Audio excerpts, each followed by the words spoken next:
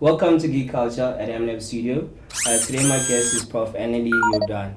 Welcome to your channel. Thank you. Can you just give us a little brief of who Prof is? Thank you Prefer for calling you Prof. That's fine. Thank you for having me here.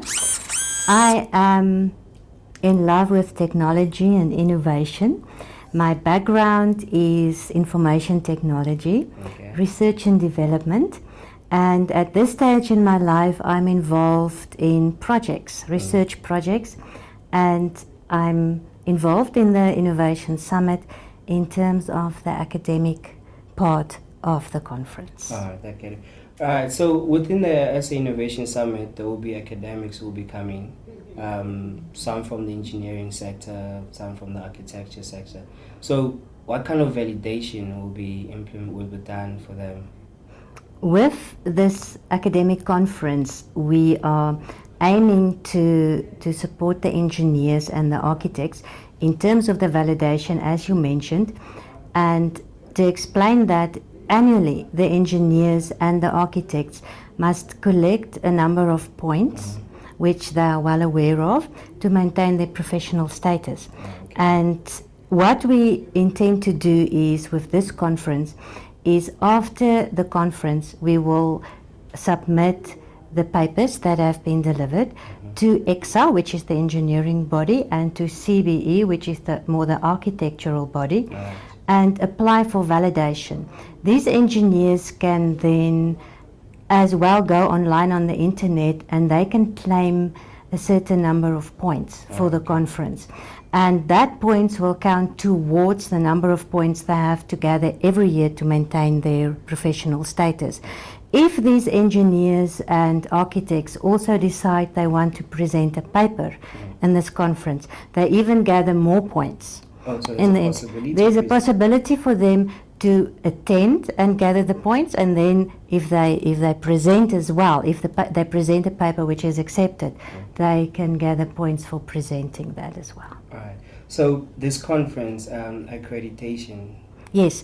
What happens around that? The accreditation is more for the academics involved at institutions, the 23 universities in South Africa, which include the traditional universities and the universities of technology.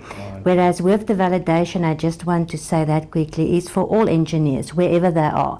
They needn't have to be involved at an academic institution.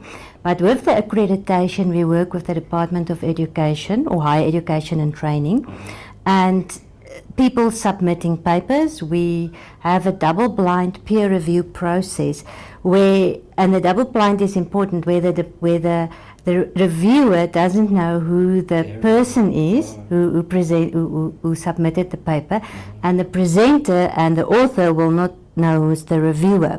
So it's a very fair reviewing that's happening.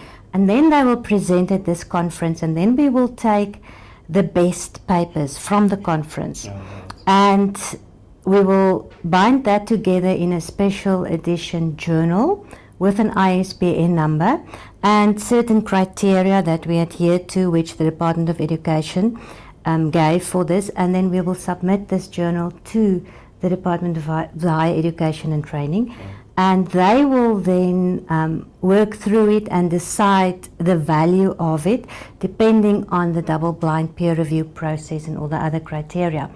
And then these academics, they know very well at their institutions every year, they submit to their research office the number of conferences that they attended and those that they presented on, which is quite important.